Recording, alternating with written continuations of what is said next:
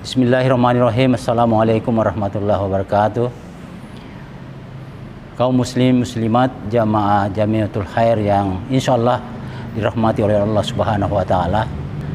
Saya Ismail Asnawi kembali menyapa Anda dalam kajian Al-Qur'an. Kita masuk ke surat Al-Maun. Bismillahirrahmanirrahim. أرأيت الذي يكذب بالدين فذلك الذي يدع اليتيم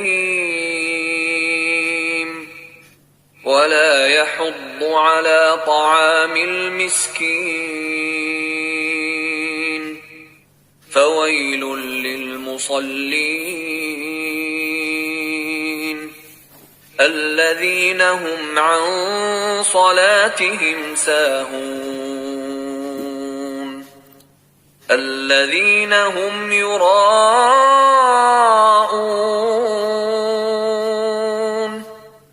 ويمنعون الماعون. Saya berharap agar teman-teman bisa mencurahkan pikiran, bisa mengkaji hal-hal yang menyangkut dengan surat Al-Maun ini. Tafadhal. Bismillahirrahmanirrahim. Assalamualaikum warahmatullahi wabarakatuh. Baru lagi kita memperoleh satu nikmat besar, ya, dari sekian banyak nikmat seperti yang disebutkan dulu, inna atainakal kautsar, yaitu memperoleh lagi pencerahan tentang makna belum tafsiriyah tapi lafaziyah tentang surah Al-Maun.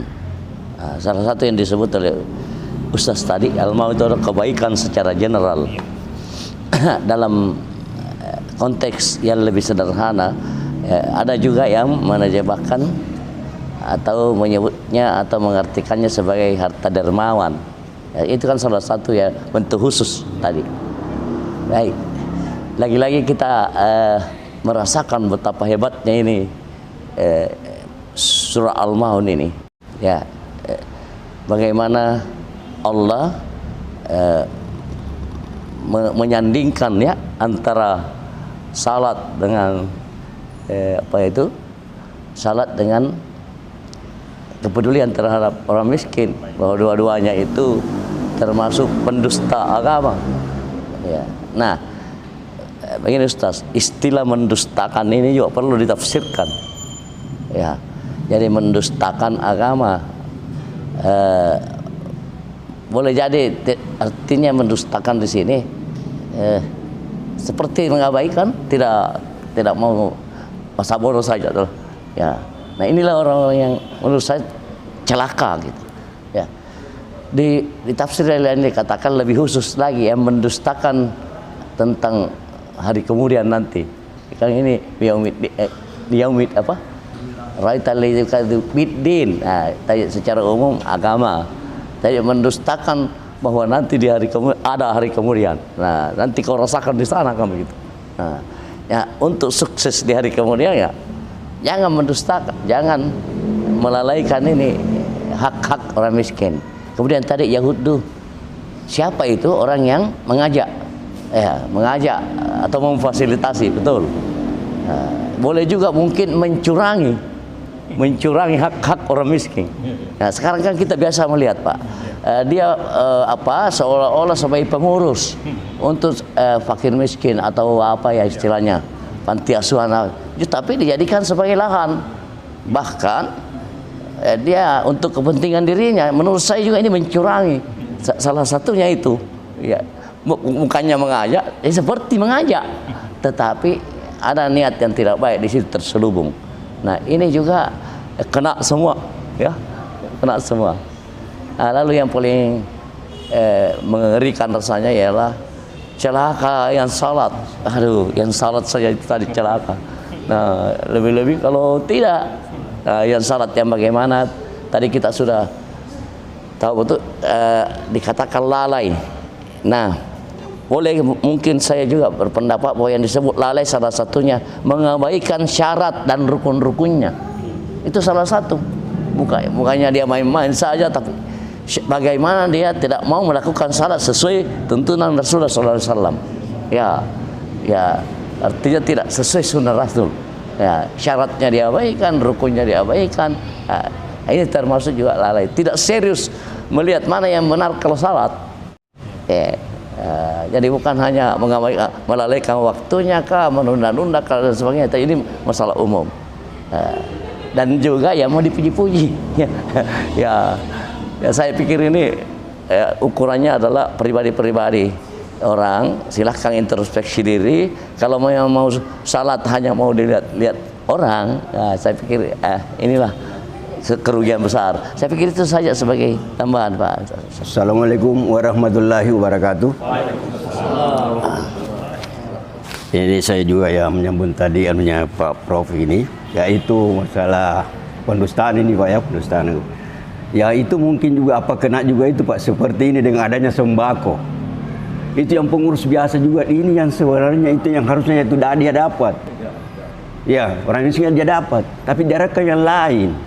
Nah ini termasuk mungkin pendustaan juga mungkin Ustaz. Satu karena tadi itu saya lihat itu tidak mendorong, ya, tidak mendorong, berarti itu saya sudah pendustaan.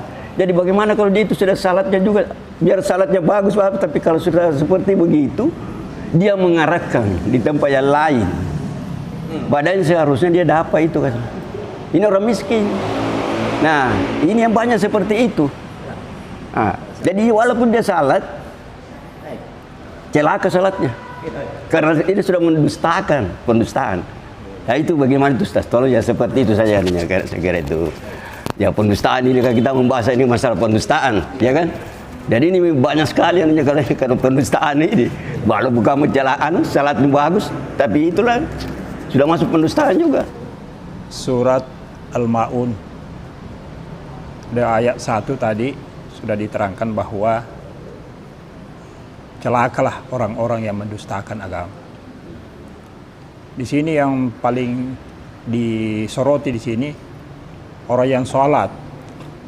Ketika kita sholat itu dimulai dengan takbir, pujian terbesar kepada Allah Subhanahu wa taala. Allahu Akbar, Allah yang Maha Besar. Kemudian kita akhiri dengan memberikan salam, memberi selamat kepada orang lain kiri dan kanan sekitar kita, belakang, kiri kanan. Lalu kemudian dia di sini kalau di terjemahan Departemen Agama tidak mendorong memberi makan kepada orang miskin. Bukan memberi makan, tidak memberi makan. Kalau tidak memberi makan pribadi sifatnya, tapi ini mendorong memberi makan. Berarti dia ajak orang lain untuk tidak memberi makan kepada orang miskin. Itulah orang-orang yang celaka dalam salatnya. Kemudian ada juga orang salat itu, orang biasa pelesetkan itu mubalik karena dia ingin dilihat oleh mertuanya. Khusus sekali salatnya. Padahal sebenarnya itulah yang paling celaka karena ingin dipuji, riya tadi di situ. Iya. Ya, itu yang saya bisa tanggapi. Terima kasih. Assalamualaikum warahmatullahi wabarakatuh. Ya, terima kasih atas tanggapannya. Jadi yukadzibu itu dari kata dasar kazabah, mendustakan. Mendustakan artinya di sini memang ada 3 itu syaratnya syahadat. Pertama bil lisan, dengan mulut, ucapan. Tetapi tidak hanya itu, harus bil qalbi, hati. Jadi ada yang bersyahadat mungkin tidak ke sini, tidak ke. Jadi 2. Tapi bukan hanya itu saja. Bil amali, diamalkan. Dan hari kemudian itu din itu sebenarnya agama. Jadi hari agama, tetapi dia bermakna utang juga. Dia itu bermakna utang juga dari kata dasar itu. Jadi hari bayar utang sebenarnya. Nah, jadi hari agama ditafsirkan hari kiamat atau hari saling bayar utang. Ya. Kan ada ungkapan al-wa'du dainu. Janji itu utang. Itu dari kata itu. Dain. Nah, jadi utang. Jadi kita ini yang melakukan ibadah mahdah seakan-akan kita berpiutang kepada Allah, seakan-akan, dan Allah akan bayar dia.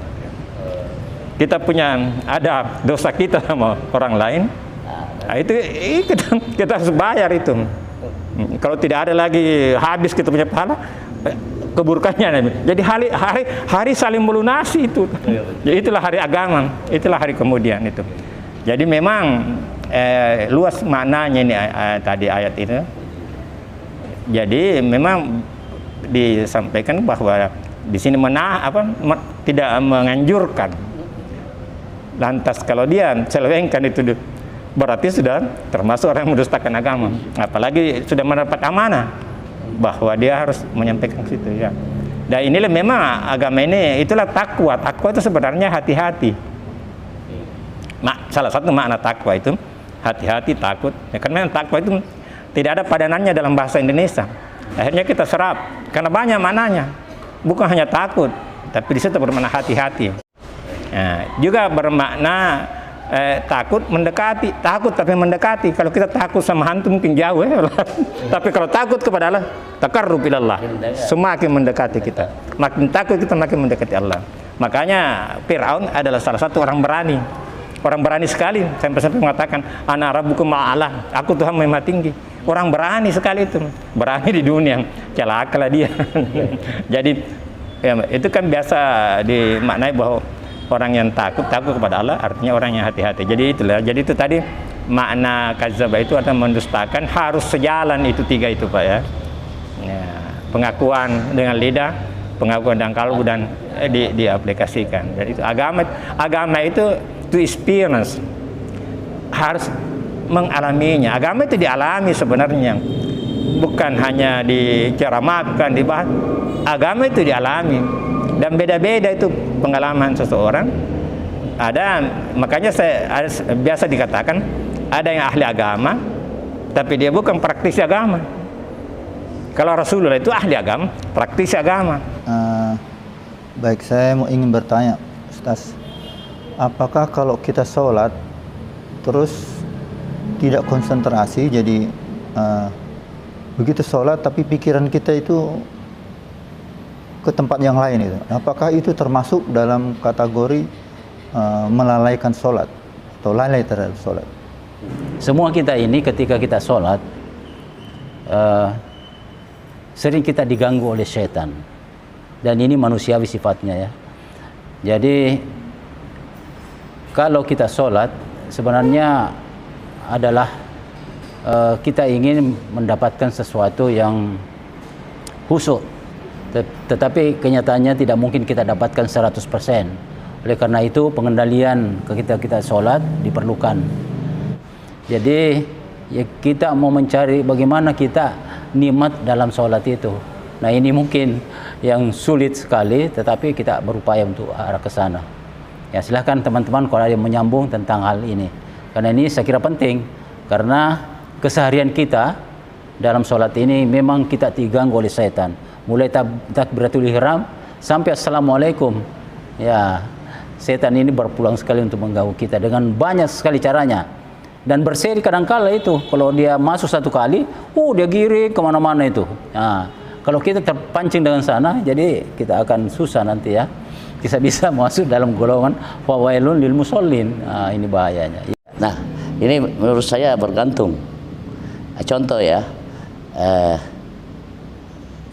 Allahu Akbar, begitu kita baca Al-Fatihah misalnya, Alhamdulillahirabbil alamin, terus ada motor yang lewat membalap. Nah, pindah pikiran kita, Pak, itu pembalap. Nah, menurut saya kalau itu dipanjang-panjangkan, boleh jadi lalai.